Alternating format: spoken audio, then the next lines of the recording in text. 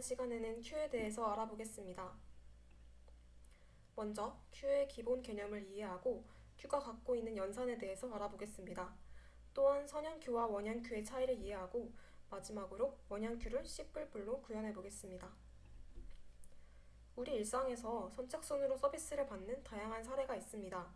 이렇게 길게 줄을 선 사람들 중에서 저 건물 안으로 들어가는 순서는 먼저 온 사람 순서일 것입니다. 즉, 먼저 줄을 선 사람이 늦게 들어온 사람보다 더 먼저 서비스를 받게 되는 것이죠.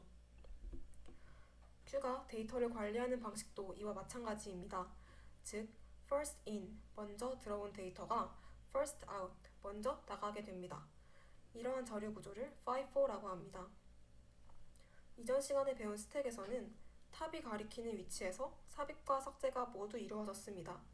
반대로 Q는 뒤를 뜻하는 rear라는 곳에서 삽입이 이루어지고 앞을 뜻하는 front에서 삭제가 이루어지게 됩니다. 구체적으로 Q가 어떻게 동작하는지 Q의 연산과 함께 살펴보겠습니다. inQ는 Q의 rear에 데이터를 추가합니다. 여기 비어있는 Q가 있고 front와 rear는 배열에서 -1번째 인덱스를 가리키고 있습니다. 먼저 inQ를 하려면 rear 값을 하나 증가시킵니다. 그리고 그 위치에 첫 번째 데이터를 넣습니다. 마찬가지로 두 번째 데이터, 세 번째 데이터를 넣습니다. 이제 Q의 데이터를 넣어봤으니 데이터를 꺼내야겠죠? Q는 먼저 들어온 데이터가 먼저 나가는 구조라고 하였습니다. 그렇다면 여기서 어떤 데이터가 먼저 나가게 될까요? 그렇습니다. 1번 데이터가 먼저 들어왔으니 1번 데이터가 먼저 나가게 됩니다.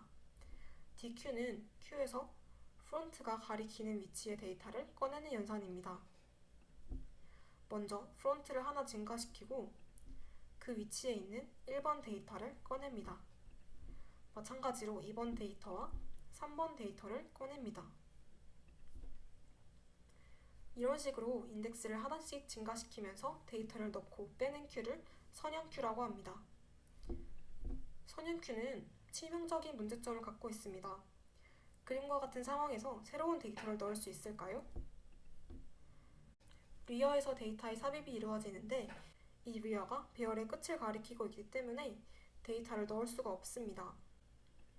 분명 앞에 이렇게 빈 공간이 있는데도 말이죠. 그렇다면 배열의 요소들을 한 칸씩 옮겨서 맨 앞으로 옮긴 다음에 뒤에 공간을 만들어주면 문제가 해결되지 않을까요? 아닙니다. 배열이 꽉 찼을 때마다 모든 요소들을 맨 앞으로 옮겨준 후에야 데이터를 넣을 수 있는 것은 비효율적입니다. 이러한 선형 Q의 문제를 해결할 수 있는 다른 방법은 없을까요?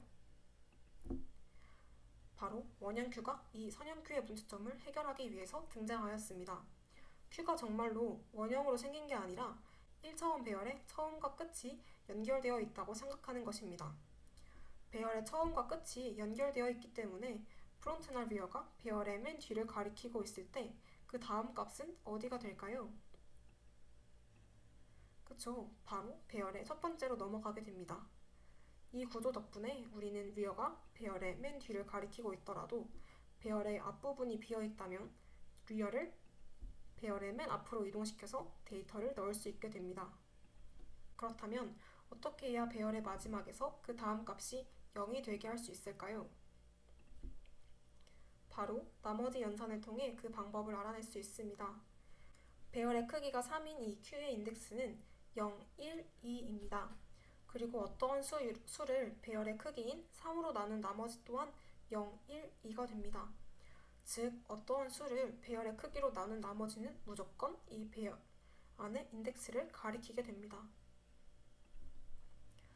따라서 배열의 인덱스를 하나 증가시킨 값이 배열의 안에 있도록 하려면 그 값을 배열의 크기로 나눈 나머지를 구하면 됩니다. 예를 들어 현재 인덱스가 2일 때 그 다음 인덱스는 2 더하기 1인 3을 배열의 크기인 3으로 나눈 나머지인 0이 되게 됩니다. 원형 Q에서 한 가지 주의할 점이 있는데요. 바로 원형 Q에서는 한 칸은 비워둔다는 점입니다. 왜 한 칸을 비워두게 됐을까요? 한 칸을 비워두지 않으면 Q가 가득 차 있는 상태와 비어있는 상태 모두 리어와 프론트가 같은 곳을 가리키게 됩니다. 따라서 두 상태를 구분할 수 없게 되죠. 우리는 한 칸을 비워둠으로써 가득 차 있는 상태와 비어 있는 상태를 구분할 수 있게 됩니다. 큐가 가득 찼을 때는 프론트가 리어보다 한 칸 앞을 가리키게 됩니다. 반대로 비어 있을 때는 프론트와 리어가 모두 같은 곳을 가리키게 됩니다. 이제 이 원형 큐를 C++로 구현해 보도록 하겠습니다.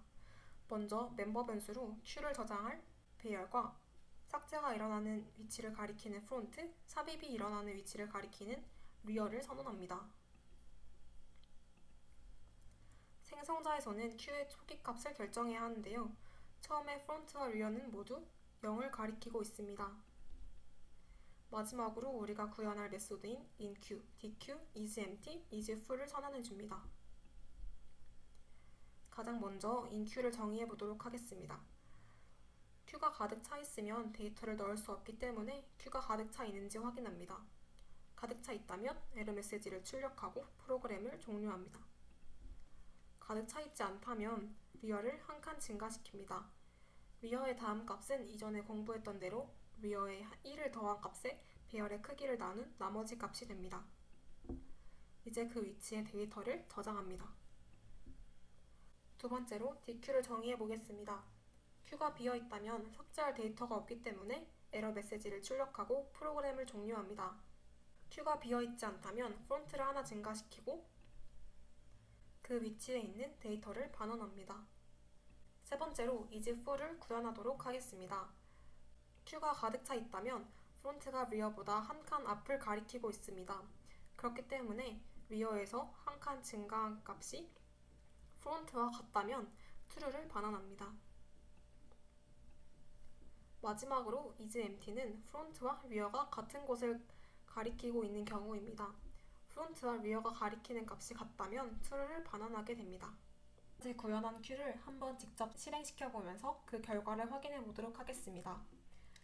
큐의 사이즈를 5로 지정하였는데요.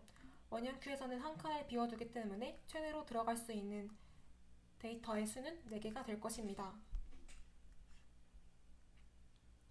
먼저 큐의 사이즈보다 하나 작은 총 4개의 데이터를 넣어보고 그 결과를 출력해 보겠습니다. 그리고 4번의 dQ를 하여 큐를 한번 비워보도록 하겠습니다. 어떤 순서로 데이터가 들어가고 어떤 순서로 데이터가 나오는지 한번 확인해 보면 좋을 것 같습니다.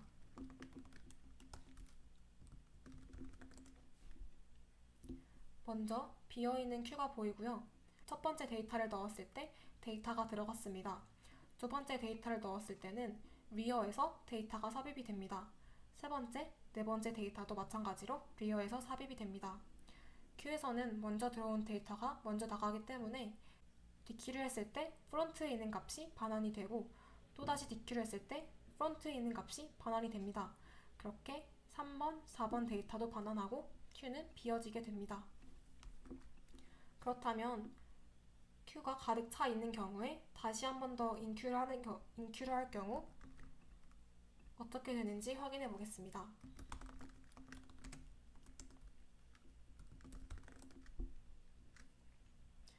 큐의 사이즈가 5였기 때문에 총 최대 4개의 데이터가 들어갈 수 있고 여기서 한 번 더 inQ를 하게 된다면 큐는 가득 찼다는 에러 메시지를 출력하고 프로그램은 종료하게 됩니다. 마지막으로 모든 큐를 비우고 나서 한 번 더 dQ를 하려고 했을 때 어떻게 되는지 살펴보겠습니다.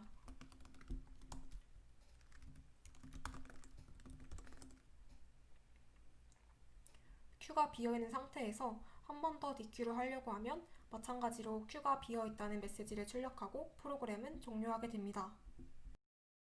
지금까지 배운 내용을 정리해 보도록 하겠습니다. 큐는 먼저 들어온 데이터가 먼저 나가는 구조입니다. 선형 큐는 리어가 배열의 끝을 가리키고 있을 때 데이터를 넣을 수 없는 문제를 갖고 있었습니다. 그 문제를 해결하기 위해 원형 큐가 등장하였습니다. 원형 큐에서는 리어나 프론트가 배열의 끝을 가리키고 있을 때 그 다음은 배열의 처음을 가리키게 됩니다. 빈 상태와 가득 찬 상태를 구분하기 위해서 한 칸은 비워두게 됩니다. 배열의 인덱스를 계산하는 방법은 i번째 인덱스에서 1을 더하고 그 값을 어레이 사이즈로 나눈 나머지 값을 나머지 값이 그 다음 값이 되게 됩니다. 이제 영상을 마치도록 하겠습니다. 감사합니다.